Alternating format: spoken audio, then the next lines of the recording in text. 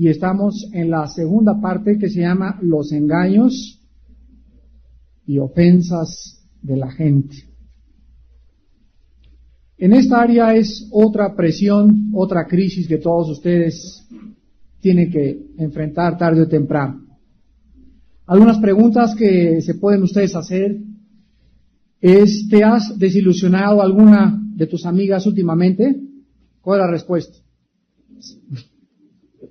No hay nadie que diga que no, ¿verdad? A menos que estés en la luna viviendo. ¿Te ha lastimado alguna acción de tu marido y te sientes todavía ofendida?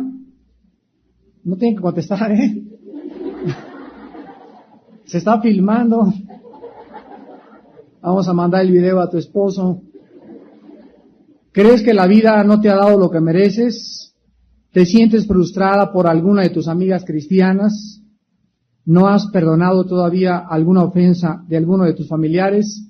Posiblemente la respuesta a todas estas interrogantes en tu vida sea sí.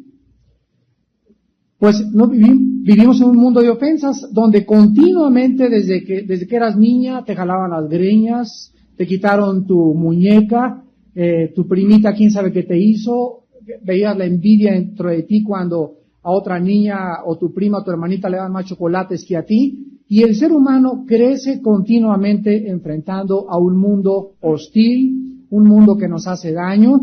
Te casas y tu marido te hace daño. Nuestros hijos tarde o temprano nos sacan canas verdes, nos hacen daño, se levantan en contra nuestra, increíble, pero así pasa muchas veces.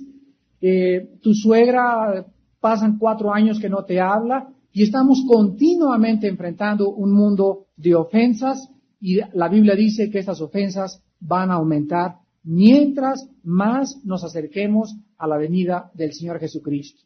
Por ejemplo, en 2 Timoteo 3:13 dice el apóstol: porque los malos hombres irán de mal en peor, engañando y siendo engañados. El Señor Jesucristo en Mateo 24:12 dijo: y por haberse multiplicado la maldad, el amor de muchos se enfriará. Entonces vamos a tener que tomar una actitud o saber cómo poder enfrentar a este mundo, porque fíjense ustedes la alternativa que tienen. Las ofensas, las desilusiones, los engaños de la demás gente pueden producir en nosotros 2 cosas nada más. Número 1, pueden ser usadas por Dios para desarrollar nuestra paciencia y carácter. Y número 2, nos pueden amargar.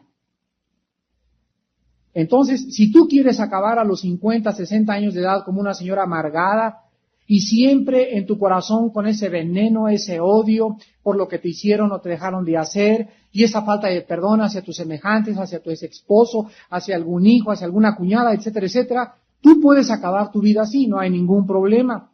El problema está que vas haciendo cada vez más rápido el hoyo de tu cajón. Más pronto te vas a morir, porque si hay algo que mina nuestro sistema inmunológico es la amargura, el odio, el rencor en nuestra alma.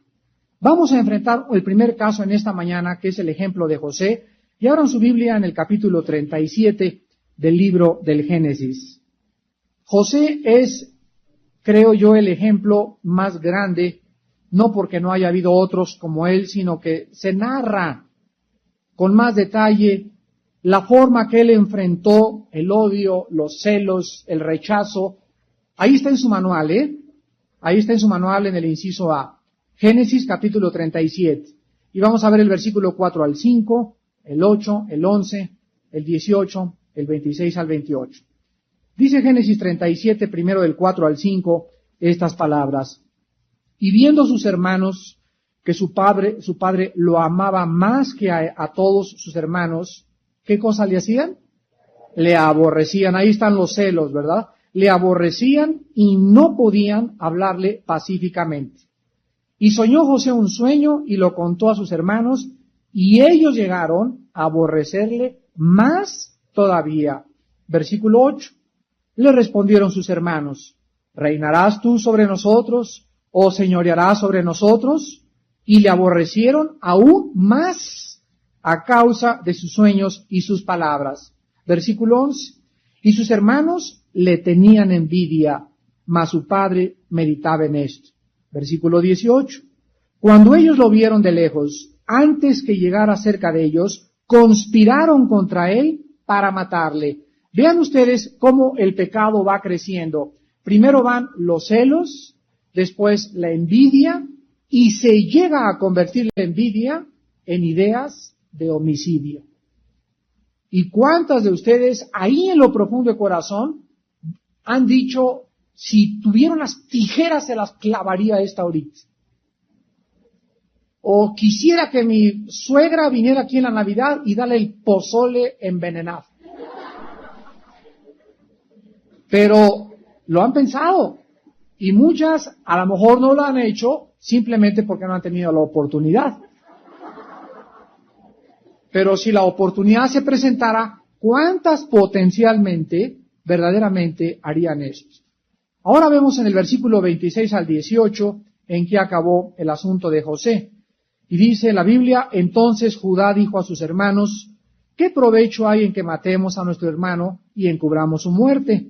Venid y vendámosle a los ismaelitas, y no sea nuestra mano sobre él, porque él es nuestro hermano, nuestra propia carne, y sus hermanos convinieron con él. Y cuando pasaban los madianitas, mercaderes, sacaron ellos a José de la cisterna y le trajeron arriba, y le vendieron a los ismaelitas por 20 piezas de plata, y llevaron a José a Egipto. Vemos entonces, en primer lugar aquí, un muchacho joven que es el consentido de su papá. Los hermanos vislumbran que el padre tiene favoritismos con él, y esto pasa en todas las familias, y es un error gravísimo de nosotros los padres, el públicamente tener consentidos, o inclinarnos más hacia un hijo que hacia el otro, porque no sabemos el daño tan grande que le hacemos a los demás hijos. Los demás hijos lo resienten inmediatamente. Los niños son absolutamente psicólogos. Saben perfectamente bien cuando el papá o la mamá están continuamente inclinados hacia el uno hacia el otro, y cuando esto sucede, los niños crecen con resentimientos, con falta de seguridad y con complejos de inferioridad. Y esto sucede simplemente porque no acostumbramos nosotros a salir con cada uno de nuestros hijos. Por ejemplo, les he dicho a muchas madres, acostumbren a irte a jugar boliche con tu hija el sábado, el otro sábado llévate a la otra hija, pero necesitamos en una forma individual tener contacto con cada uno de nuestros hijos en forma particular, porque cada uno de ellos son totalmente diferentes, son mundos diferentes. Y hay veces que nosotros como padres, yo lo confieso, me ha pasado a mí, me identifico con mi hijo que es el más rudo, el más ese, porque así yo era de joven. Y el otro que es más calmado, etcétera, etcétera, lo rechazamos más. Y esto es un error gravísimo en nuestras vidas. Identificarnos con los que son iguales a nosotros. Son nuestros hijos por igual y no podemos desarrollar favoritismos con ninguno de ellos. Bueno, José creció en este ambiente, lo venden los hermanos y una caravana de madianitas le recoge. Los madianitas eran primos de los judíos porque se había casado Madián con Setura, una de las esposas de Abraham, y vemos que eran casi primos hermanos de los judíos, los madianitas. Son llevados a Egipto, y ahí en Egipto, ¿qué creen que pasa? Vamos a ver el capítulo 39. José entonces es preservado de morir y llevado a Egipto, y en el capítulo 39 encontramos a dónde fue a parar. Llevado pues José a Egipto, Potifar, oficial de Faraón, capitán de la guardia, varón egipcio, lo compró de los ismaelitas que lo habían llevado allá. Mas Jehová estaba con José, y fue varón próspero, y estaba en la casa de su amo el egipcio. Y vio su amo que Jehová estaba con él, y que todo lo que él hacía, Jehová lo hacía prosperar en su mano. Así halló José gracia en sus ojos y le servía, y él le hizo mayordomo de su casa, y entregó en su poder todo lo que tenía. Versículo 7. Y aconteció después de esto que la mujer de su amo puso sus ojos en José, y dijo, duerme conmigo. Y él no quiso, y dijo a la mujer de su amo, he aquí que mi señor no se preocupa conmigo de lo que hay en casa, y ha puesto en mi mano todo lo que tiene. No hay otro mayor que yo en esta casa, y ninguna cosa me ha reservado, sino a ti, por cuanto tú eres su mujer. ¿Cómo pues haría yo este grande mal y pecaría contra Dios? Hablando ella a José cada día, y no escuchándola él para acostarse al lado de ella, para estar con ella, Aconteció que entró él un día en casa para hacer su oficio, y no había nadie de los de la casa allí. Y ella lo asió por su ropa diciendo, duerme conmigo. Entonces él dejó su ropa en la mano de ella, y huyó y salió. Cuando vio ella que le había dejado su ropa en sus manos, y había huido fuera, llamó a los de la casa y les habló diciendo, mirad, nos ha traído un hebreo para que hiciese burla de nosotros. Vino él a mí para dormir conmigo, y yo di grandes voces. Y viendo que yo alzaba la voz y gritaba, dejó junto a mí su ropa, y huyó y salió. José acaba en Egipto en la casa del capitán de la guardia del faraón, el cual estaba casado con una leona. Ya lo vimos, ¿verdad? Cómo son las leonas. Esta mujer era una mujer insatisfecha aparentemente con su esposo, y José era joven, bien parecido, y comienza ahí a acosarlo, y vente para acá, Pepino, y vente para acá, Pepito, y Pepito no quiere irse con él. Total de que ella, ¿verdad? Como una mujer caprichosa, pues vienes para acá, él se echa a correr, y vienen las calumnias. Dicen que no hay una mujer más feroz que una mujer despreciada. Y entonces ella lo calumnia y que llega el esposo y entonces el esposo lo mete a la cárcel. ¿Se imaginan ustedes a José en la cárcel pensando todo esto que me está pasando? ¿Por qué me está pasando? Por ser fiel a Dios. Por ser fiel a Dios. Primero, en mi casa yo no me eché a correr ni les dije nada a mis hermanos. Como cordero me amarraron, me metieron a un pozo, me querían matar y me venden. Y yo me dejé que me vendieran y me llevaran y me alejaran de mi padre. Llego a Egipto y quiero seguir siendo fiel a Dios y me encuentro con esta leona que me quiere devorar y le digo, no quiero nada porque tú estás casada y porque Dios nos está viendo. Aunque no había nadie en el palacio, José tenía temor de Dios. Entonces, esta mujer es rechazada y José es metido a la cárcel. Cuando está en la cárcel José, caen junto con él, ahí en el reclusorio norte, el copero y el panadero del faraón, que eran los que probaban la comida y el vino del rey antes de que él comiese. Y ahí en la cárcel se acuerda uno de el copero del rey, de que el rey tenía sueños y José también tenía sueños, pero él tiene un sueño en la cárcel y José se lo interpreta. Entonces el copero sale de la cárcel y José dice, por favor, cuando vayas allá y salgas, ve y dile al faraón que yo estoy aquí injustamente y que me ayude, por favor. Pues el copero salió y dice la Biblia, se le olvidó lo que José le había dicho.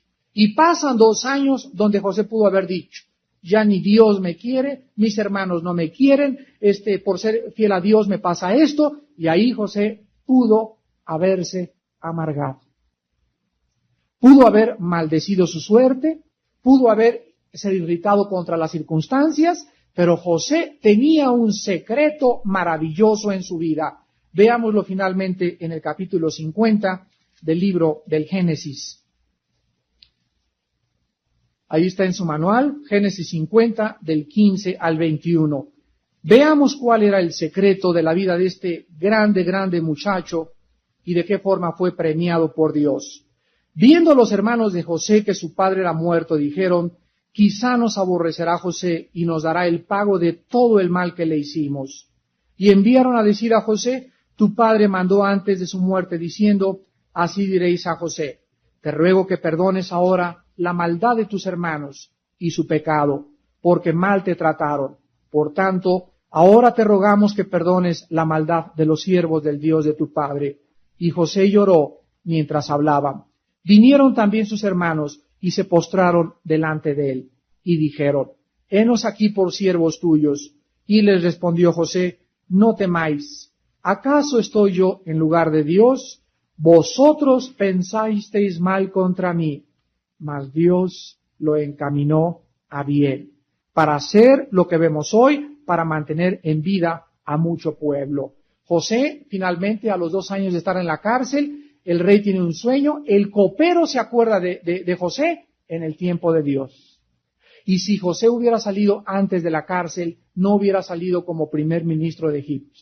José sale de la cárcel a los 2 años en el tiempo de Dios. El faraón, al ver interpretado su sueño, lo nombra ministro de Hacienda y Comercio de Egipto, y José comienza a reinar en Egipto. Y cuando está reinando en Egipto, viene una grande hambre allá donde vivían sus hermanos, y ellos vienen a Egipto a buscar comida. Y no saben que José es el mero de la CONASUPO. Y cuando llegan a Egipto, comienzan a pedir comida. José reconoce a sus hermanos y ahí pudo haber dicho, ahora sí, chiquitos, me la pagan. Ahora sí van a ver todo lo que me hicieron. Y cuando ve a sus hermanos, José, lo único que hace es sentir tristeza por sus pecados.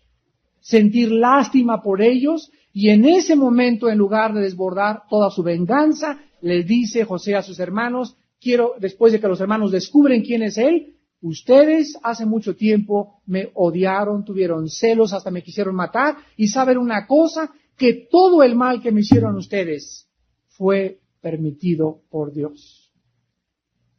Y ahora Dios, todo eso lo convirtió para mi bien. Queridas hermanas, quiero que escriban lo siguiente ahí abajo. O crees, así escríbanlo, o crees que Dios ha permitido lo que has sufrido, o crees que Dios ha permitido lo que has sufrido, o te amargarás contra las circunstancias. O te amargarás contra las circunstancias.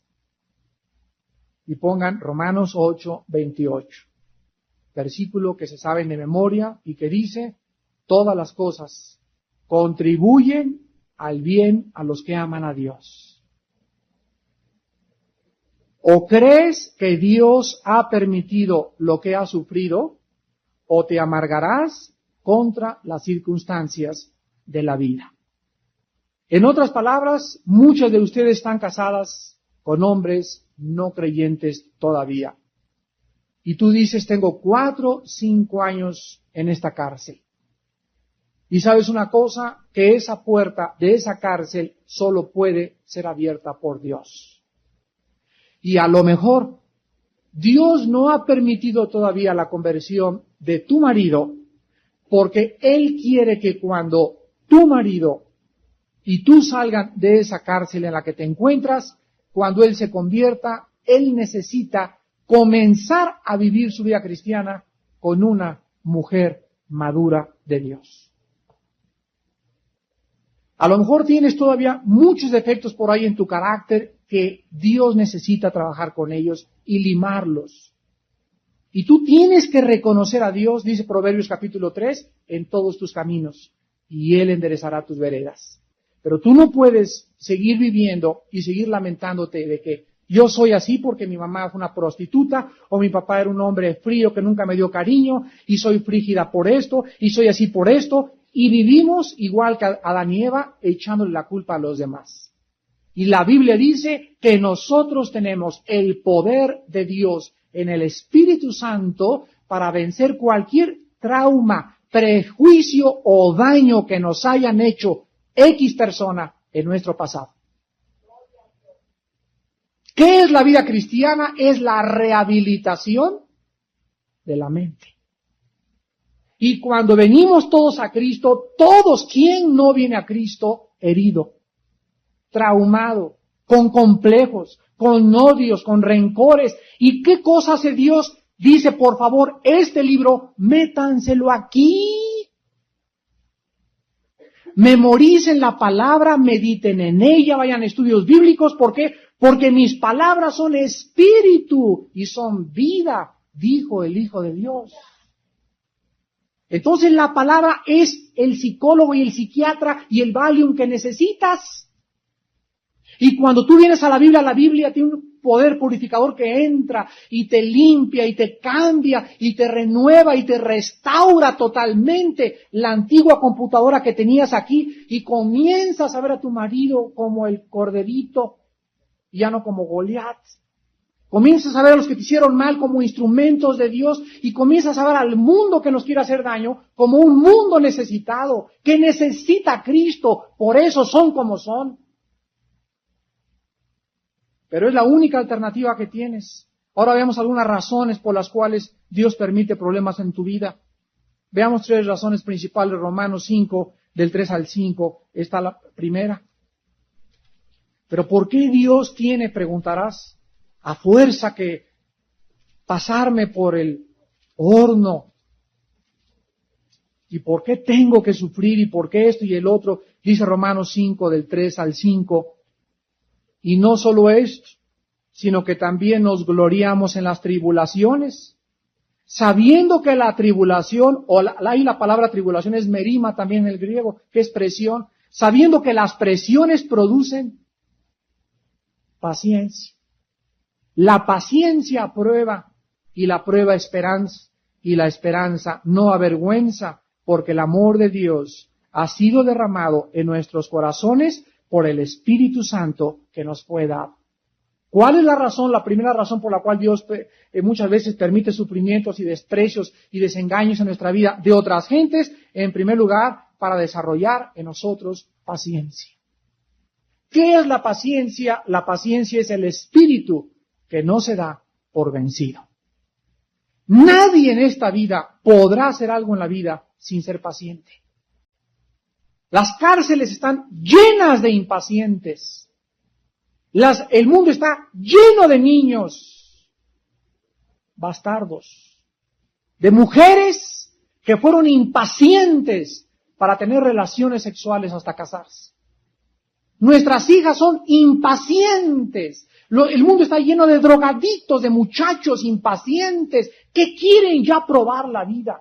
Quieren saber de todo, quieren saber del sexo, quieren saber de las drogas, quieren saber del alcohol. El mundo es un mundo impaciente y no se puede, dice la Biblia, vivir sin esperar el tiempo de Dios.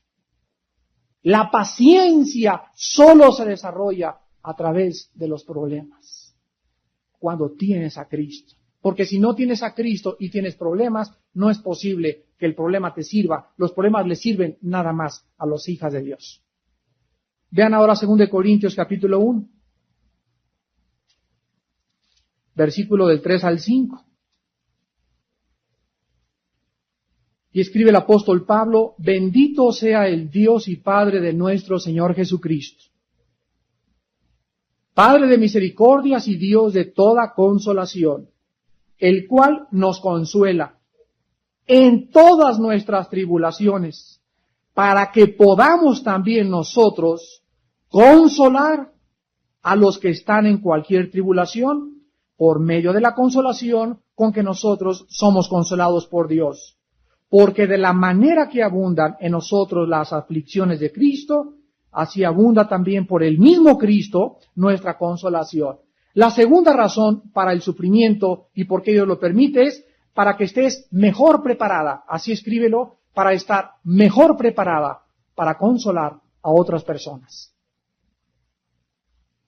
No cabe duda que una madre que ha perdido un hijo, una madre que ha sido pobre cuando era joven, una madre que ha sufrido desprecios y desengaños, está en una posición mucho mejor para ayudar a otras mujeres que están pasando lo mismo que ella ya pasó. ¿No es verdad? ¿Cuántas veces hay enfermos en los hospitales que se están muriendo y quejándose de su mala suerte en la vida? Y de repente entra al hospital una mujer en silla de ruedas y le dice: yo estoy peor que tú. Y sabes una cosa, que tengo el gozo de Dios y la paz de Dios. Y ese enfermo, al ver a esa persona, en ese momento se compara con esa persona y dice: ah, caray, sí es cierto, ella está peor que yo. Y vemos eso continuamente en la vida, y Dios está usando a muchas gentes para llevarles consuelo a otras gentes que creen que están pasando algo peor, que no han pasado, cuando ven a otra gente que ha pasado lo peor que ellas. Y en último lugar, vean a Primera de Pedro capítulo 6, la primera carta de San Pedro, capítulo 1, versículo del 6 al 7. Y dice el apóstol Pedro en su primera carta, en el capítulo 1, del 6 al 7, en lo cual vosotros os alegráis, aunque ahora por un poco de tiempo. Si es necesario, tengáis que ser afligidos en diversas pruebas. ¿Para qué? Para que sometida a prueba vuestra fe, mucho más precioso que el oro, el cual, aunque perecedero se prueba con fuego, sea hallada en alabanza, gloria y honra cuando sea manifestado Jesucristo. La última razón es que las pruebas y las presiones prueban nuestra fe. Escriban: los problemas demuestran cuánta confianza tengo en Dios. Mis problemas demostrarán cuánta confianza tengo en Dios. Y veamos en tercer lugar rápidamente las respuestas bíblicas a las ofensas y a los engaños de la gente. En Mateo capítulo 5 del 44 al 48 dice: amar a vuestros enemigos, bendecir a los que os maldicen, hagan bien a los que les odian, oren por los que los ultrajan y persiguen, porque si ustedes no responden de esta manera, ¿en qué se diferencian de los que no son cristianos? En Romanos capítulo 12, del 17 al 21 dice: no paguéis a nadie mal por mal. Si tu enemigo tuviere sed, dale de beber. Si tuviere hambre, dale de comer. Y al final de Romanos dice: no sean vencidas por el mal, sino venzan el mal con el bien.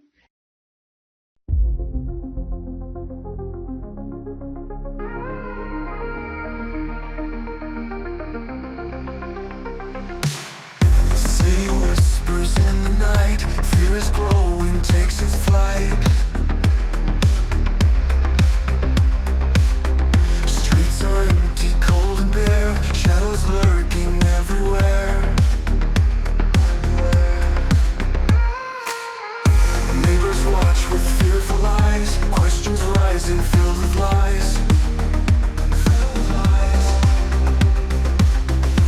Voices silent, tension thick, news keeps coming, hidden click.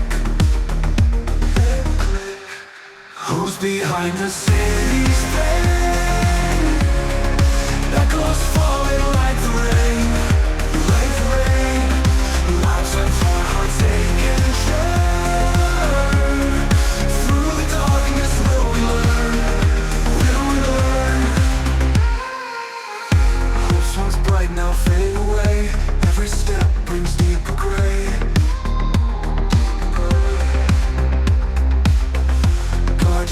And close the blinds, hidden truths we have to find, Justice whispers through the trees, cold case files and mysteries. How long will this darkness stay? Will the light return one day? Who's behind the city's pain? Falling like the rain, like the rain. Lives are torn, hearts ache and churn. Through the darkness will we learn, will we learn? What was mine now fade away. Every step brings deeper gray. Guard your doors and close the blinds. Hidden truths we have